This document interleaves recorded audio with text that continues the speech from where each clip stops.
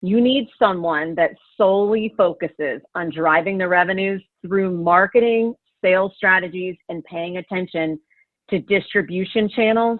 And through those three, then you are evaluating the ROI. I am joined by Lori Kiel, Chief Revenue and Marketing Officer with Kessler Collection, joining me from Orlando, Florida. How are you? Very good. Very good. Thank you. I'm seeing new chief commercial, chief revenue roles popping up again and again. How long have you been in your role? I've been in this role for 5 years. What was the impetus? Because you had been with Kessler before. What was the impetus for the role change? Yeah, so if I'm being honest, I've been with Kessler for 13 years. And Laura Kessler at the time was the person I was reporting to. And I remember her asking me a couple of performance appraisals through prior to me getting the position. She said, you know, what is your ultimate goal in your career? And I told her, I said, I want to be a chief revenue officer. But I recognize that this company is small, and I don't know that that's a position that you'll have here ever.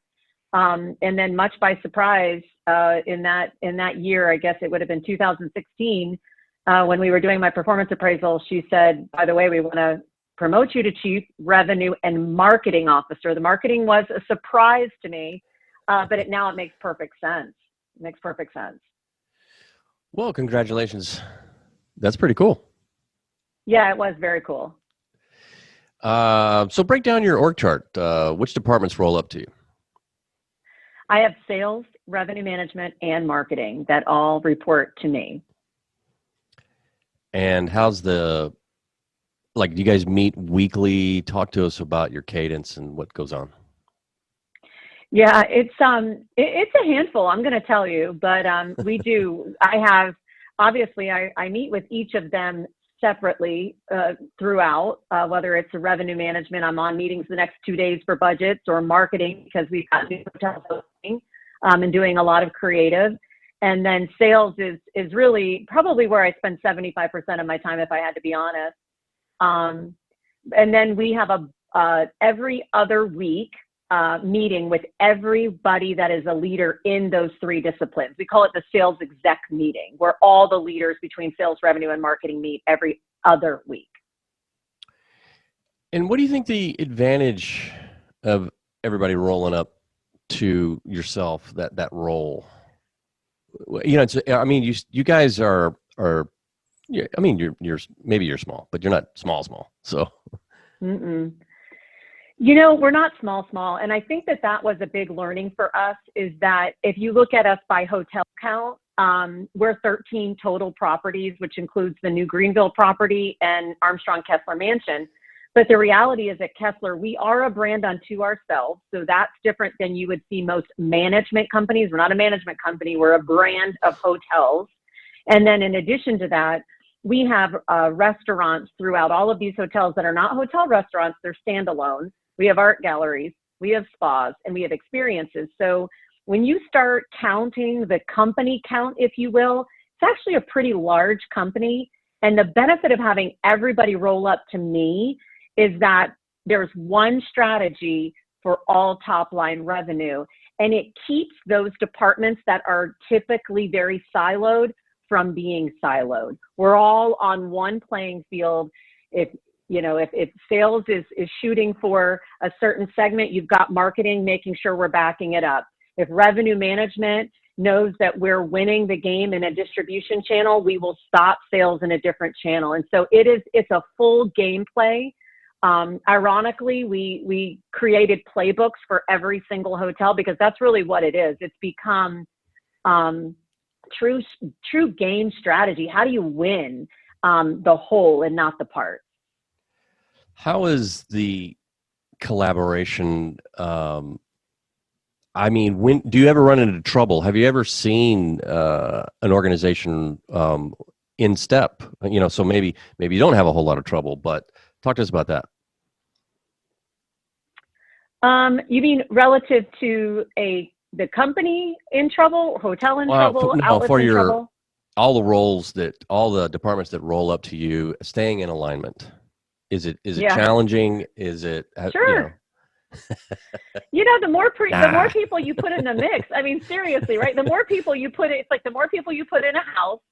I used to have 3 kids under the roof. That was a very different household than right now with my husband and I, although I don't know, some days it's debatable, right? But here, and the thing is you've got 3 different departments that all have 3 set goals in mind. And so those goals typically are siloed, right? Like typically individuals are working for themselves. And then we hope that in working for themselves, they better the organization. But if I just speak to the most obvious, you have group salespeople that are working for a quarterly goal, and that goal, hitting that puts money in their pocket.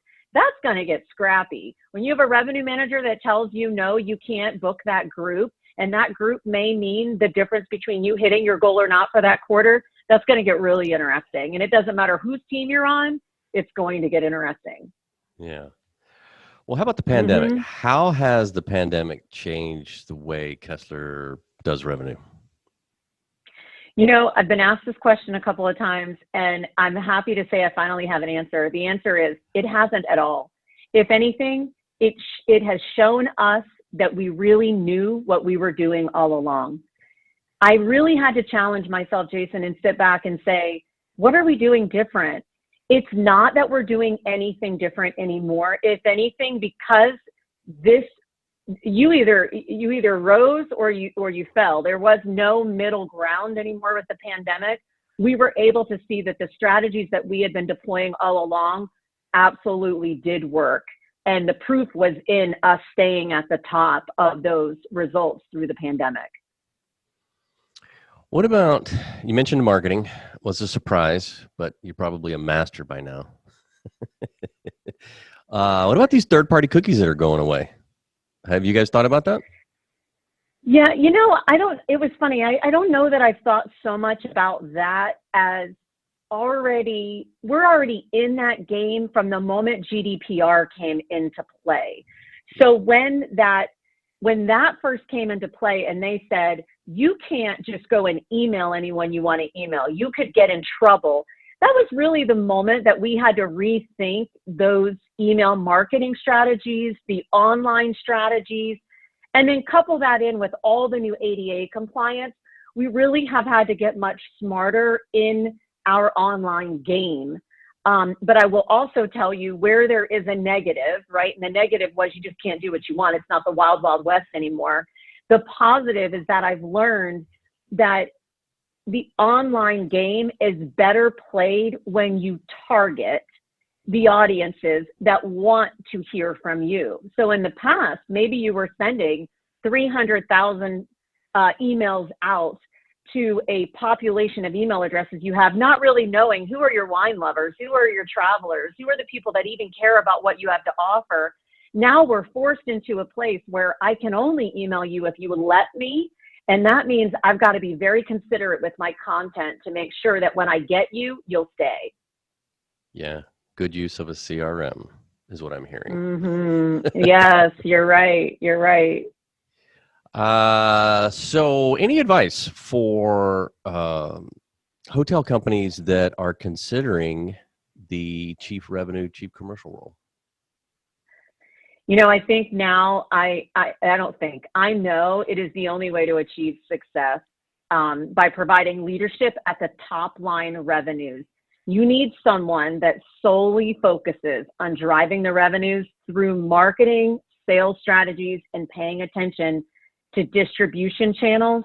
And through those 3, then you are evaluating the ROI on everything. Before this position, it couldn't help but be me looking at revenue management and what worked for revenue management, not truly understanding how marketing was playing into that, or really where sales could fit in, good, bad, or indifferent. So to me, you have to have this position if you want to be successful. Fantastic. Well, we are out of time, Lori, but thank you so much for joining me. Thank you. You bet.